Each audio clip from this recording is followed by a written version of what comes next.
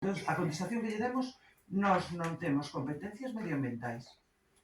Foi o que lle contestamos. O que pasa é que, bueno, neste caso tratase de mandar a todos para implicar a todos.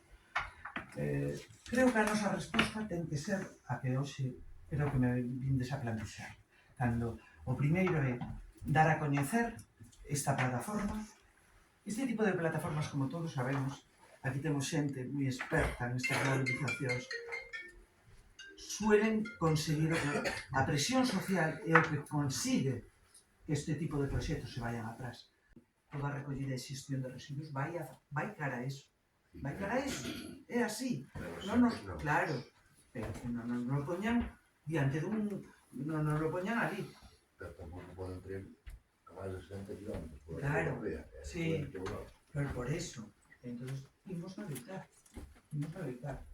Todos por eso. Porque afectará a toda a cidade de Lugo os seus cheiros provocados pola descarga de 25 camións diarios de entrañas de animais, peixes e restos lácteos.